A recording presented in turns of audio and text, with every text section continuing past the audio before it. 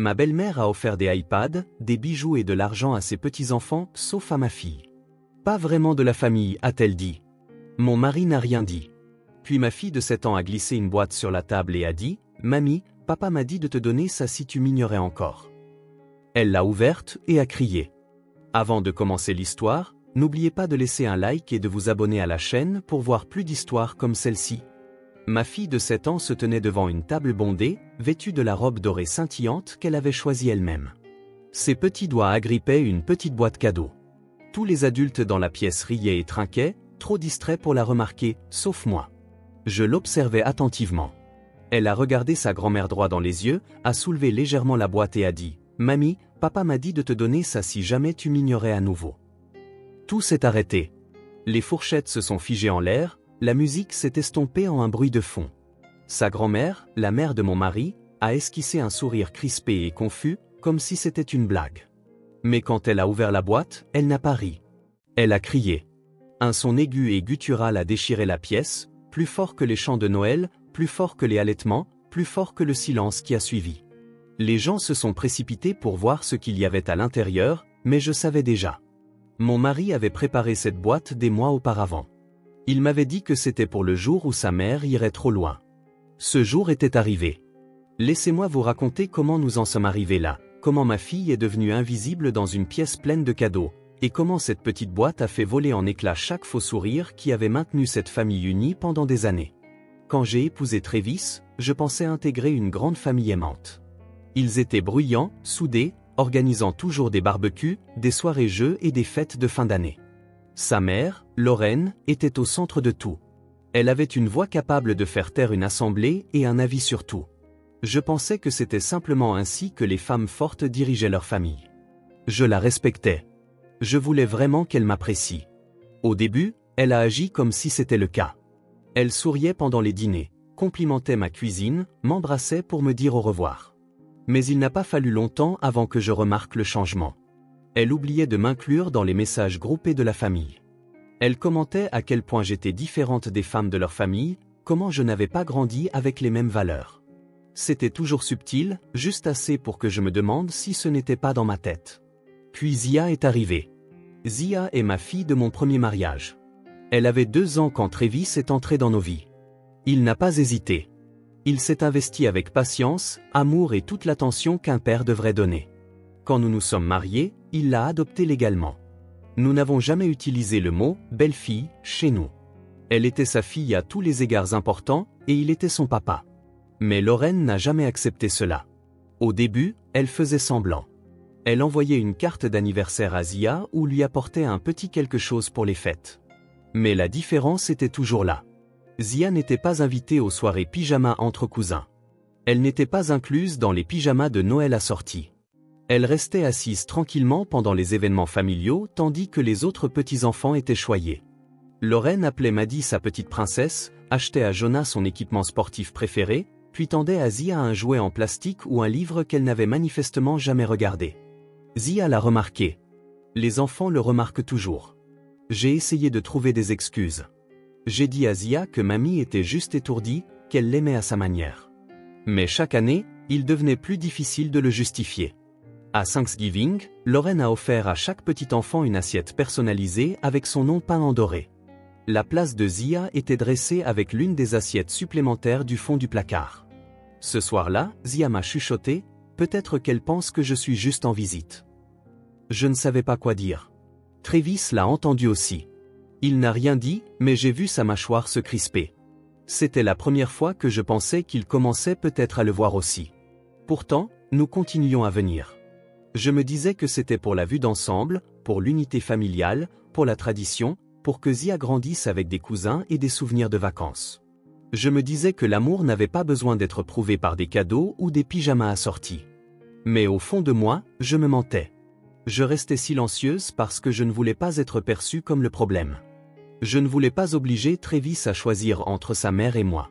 Et chaque fois que je ravalais ma peine, je me persuadais que je faisais ce qu'il fallait pour Zia, que faire preuve de grandeur d'âme lui apprendrait quelque chose d'important. Mais je ne réalisais pas que cela lui apprenait que devoir accepter d'être moins bien traité était quelque chose que nous devions accepter. Travis et moi nous disputions à ce sujet plus d'une fois. J'abordais le sujet d'une voix basse et épuisée après que Zia soit allée au lit. Il disait qu'il l'avait remarqué mais ne savait pas comment gérer la situation. Il ne voulait pas blesser sa mère. Je lui demandais, et Zia? Il hochait la tête, promettait de lui parler, un jour, puis retombait dans le silence. Au moment où ce Noël particulier est arrivé, j'étais émotionnellement à bout. J'avais emporté des tenues assorties pour les enfants. J'avais apporté des biscuits supplémentaires à partager. J'avais emballé des cadeaux attentionnés pour tout le monde dans la famille.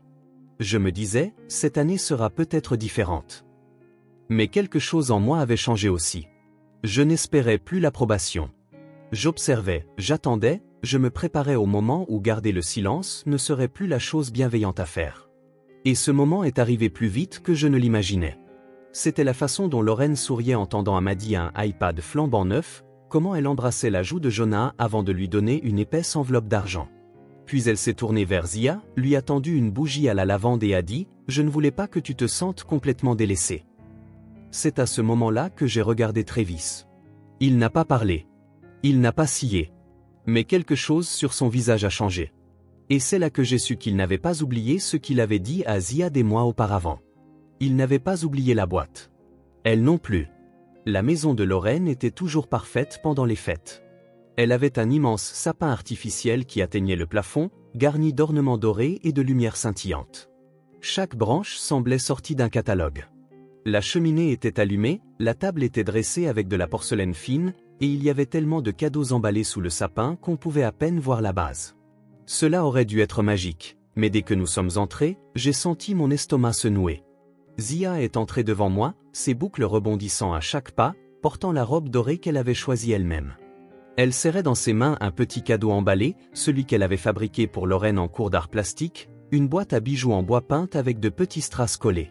Elle avait écrit « Mamie » en lettres scintillantes et tordues sur le couvercle. Elle en était si fière. Lorraine l'a à peine regardée quand nous avons dit bonjour. Elle a immédiatement étreint Maddie et Jonah, riant bruyamment et disant comme ils avaient grandi. Elle a tendu à Maddie une pochette en velours et a cligné de l'œil, « Ne l'ouvre pas tout de suite », a-t-elle dit en souriant. Puis elle s'est tournée vers Zia et a dit « Salut ma puce, tu as l'air festive ». Elle a jeté un coup d'œil au cadeau dans la main de Zia, l'a pris sans vraiment le regarder et l'a posé sur une table d'appoint comme si c'était une serviette que quelqu'un lui avait tendue par erreur. Zia n'a rien dit. Elle m'a regardé un instant, puis s'est assise sur le canapé à côté de Maddie. Les enfants discutaient et jouaient pendant que les adultes échangeaient des banalités.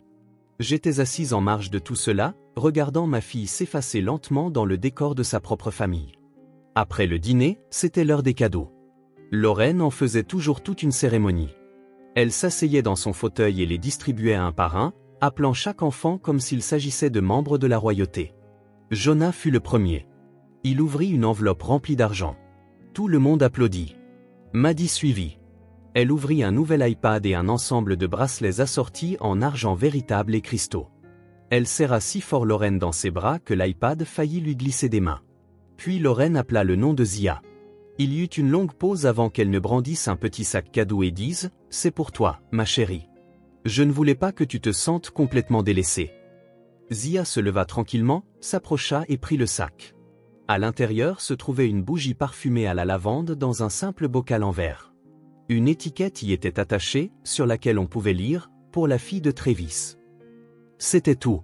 Pas d'enveloppe, pas de jouets, pas de paillettes. Juste une bougie et une étiquette qui ressemblaient à un coup de poignard. J'ai regardé Travis. Il fixait le sol, les doigts étroitement entrelacés, la mâchoire crispée. Il n'a pas dit un mot. Zia s'est assise à côté de moi, posant la bougie sur ses genoux. Elle n'a pas pleuré. Elle n'a pas froncé les sourcils. Mais je pouvais la voir se replier sur elle-même, se fermer lentement. Le genre de silence qui reste avec un enfant longtemps après la fin de la journée. Lorraine a continué comme si de rien n'était. Elle a distribué d'autres cadeaux. Tout le monde a ri, mangé le dessert, trinqué au champagne. Mais je n'entendais rien de tout cela. Je ne pouvais pas quitter Zia des yeux. Elle est restée polie, remerciant Lorraine d'un « merci » discret quand on le lui demandait, et a fait semblant de s'intéresser au bracelet que Maddie exhibait. Plus tard, dans la cuisine, j'ai confronté Travis. « Tu dois dire quelque chose » ai-je chuchoté. Elle a appelé ta fille la fille de Travis, comme si elle était une invitée ici. Il n'a pas répondu tout de suite. Puis il a dit, J'ai dit à Zia de lui donner la boîte si cela se reproduisait. Je lui ai dit qu'elle pouvait décider quand ce serait le moment. Je l'ai dévisagé. Tu es sérieux? Il a hoché la tête. Elle s'en souvient. Dans la voiture, sur le chemin du retour, Zia était assise tranquillement sur la banquette arrière, tenant sa bougie. Sa voix était faible quand elle a demandé « Est-ce que mamie est fâchée contre moi ?» Je me suis retourné et j'ai tendu la main vers la sienne, mais Travis a parlé le premier. « Non, ma chérie, a-t-il dit. Mamie a juste oublié quelque chose d'important. Mais je pense qu'elle est sur le point de s'en souvenir. » Zia a baissé les yeux sur la boîte posée sur ses genoux, celle que Travis lui avait donnée des mois auparavant, emballée dans un simple papier rouge. Elle a hoché la tête une fois et a dit « Alors je veux la lui donner demain. » C'est à ce moment-là que j'ai su que ce n'était pas juste un autre moment d'ignorance que nous allions balayer d'un revers de main. Ce n'allait pas être une leçon de plus en patience ou en silence poli. Quelque chose était en train de changer. Ma fille n'allait plus rester invisible. Plus maintenant. Quand nous sommes rentrés à la maison ce soir-là, j'ai aidé Zia à sortir de la voiture pendant que Travis récupérait les restes de biscuits du coffre. Elle serrait la bougie dans une main et la petite boîte dans l'autre, toutes deux emballées comme des souvenirs fragiles. Je pouvais dire qu'elle retenait plus que le simple poids de ses affaires. Elle était silencieuse, mais son visage affichait quelque chose de calme et de déterminé, comme si elle avait déjà pris sa décision. J'ai demandé si elle voulait prendre un bain ou regarder un film avant de se coucher. Elle a dit non. Elle voulait juste se préparer pour demain. J'ai marqué une pause. Qui a-t-il demain? Elle m'a regardé comme si je devais le savoir. Brunch chez mamie. Je vais lui donner la boîte. C'était la première fois que je sentais mon souffle se couper dans ma poitrine, non pas par peur, mais par la simple certitude dans sa voix. Il n'y avait aucune hésitation, aucune question, juste une décision prise par une enfant de 7 ans qui en avait finalement assez vu. Travis est entré dans la pièce alors que je brossais les cheveux de Zia. Elle a levé les yeux vers lui et a demandé « Est-ce que je peux toujours la lui donner ?» Il a hoché la tête. « C'est ton choix, Zia. Je te l'ai dit depuis le début. » Elle a souri, mais ce n'était pas le sourire pétillant habituel qu'elle arborait quand nous lui promettions une glace ou lui disions que nous allions au zoo. Il était plus petit, plus concentré, comme si elle comprenait le poids de ce qu'elle portait, comme si elle savait ce que cela signifiait d'être entendue. Après qu'elle soit allée se coucher, j'ai enfin demandé à Travis ce qu'il avait écrit exactement dans cette boîte. Il s'est assis en face de moi à la table de la cuisine, l'air épuisé, comme s'il avait retenu une tempête intérieure pendant trop longtemps. Il y a quelques mois, je la regardais jouer avec Maddie pendant la fête d'anniversaire de Jonah, a-t-il dit. Elles étaient toutes dans le jardin. Lorraine a appelé les enfants pour le gâteau. Maddie et Jonah ont eu des parts avec un glaçage supplémentaire et des vermicelles. Zia a eu le morceau du bout, sans décoration, sans bougie, rien. Je me souvenais de ce jour-là. J'avais essayé de me dire que ce n'était pas intentionnel. Elle est venue me voir et m'a demandé si elle était aussi la cousine de quelqu'un, a-t-il continué. Ce soir-là, je me suis assis et j'ai écrit une lettre. J'ai réimprimé les papiers d'adoption. J'ai préparé la boîte. J'ai dit à Zia qu'elle pouvait la donner à ma mère si jamais elle lui donnait à nouveau l'impression de ne pas être à sa place. Ma gorge s'est serrée. Et tu ne me l'as jamais dit. Je ne voulais pas que ça devienne une dispute, a-t-il dit. Je ne voulais pas t'entraîner dans une autre dispute à propos de ma famille. Mais j'avais besoin que Zia sache que je le voyais. J'avais besoin qu'elle sente qu'elle avait quelque chose sur quoi s'appuyer. J'avais passé des années à espérer que Travis prenne la parole, des années à attendre qu'il fixe une limite. Et le voilà, l'ayant discrètement fixé, non pas par des cris ou des confrontations, mais en donnant à sa fille le pouvoir de dire « ça suffit ». Le lendemain matin, Zia s'est préparée comme si c'était le jour de la photo de classe. Elle a demandé si elle pouvait remettre sa robe dorée scintillante. Elle voulait refaire ses boucles. Elle a choisi le même bandeau à paillettes qu'elle portait le jour où Travis a signé les papiers d'adoption. Elle n'a pas dit que c'était pour lui porter chance. Elle n'en avait pas besoin. Je le savais. Dans la voiture, elle tenait la boîte rouge sur ses genoux, à 2 mains. Sans agitation, sans hésitation. Quand nous sommes arrivés chez Lorraine, tout semblait identique. La même couronne sur la porte, la même odeur de cannelle et de jambon, les mêmes salutations polies et les mêmes compliments creux. Mais quelque chose semblait différent cette fois. Pas dans la pièce, juste en nous. Nous n'étions plus des visiteurs essayant de s'intégrer. Nous étions une famille, entrant avec notre vérité. Zia est restée assise tranquillement pendant le brunch. Elle n'a pas beaucoup touché à son assiette. Lorraine a complimenté la robe de Maddy 3 fois. Elle n'a pas mentionné celle de Zia une seule fois. Quand tout le monde a fini de manger et a commencé à faire passer les desserts, Zia s'est levée. Personne ne l'a remarqué au début. Puis elle s'est dirigée vers le bout de la table, juste là où Lorraine était assise avec son verre de vin, et a posé la boîte devant elle. « Mamie », a-t-elle dit clairement, « papa m'a dit de te donner ça si jamais tu m'ignorais à nouveau. » La pièce est devenue silencieuse. Lorraine a eu un petit rire confus. « Qu'est-ce que c'est, ma chérie ?» Zia n'a pas répondu. Elle a reculé et s'est rassise. Travis a attrapé ma main sous la table et l'a serrée fort. La boîte était toujours fermée, mais pas pour longtemps. Lorraine a pris la boîte comme si c'était une farce.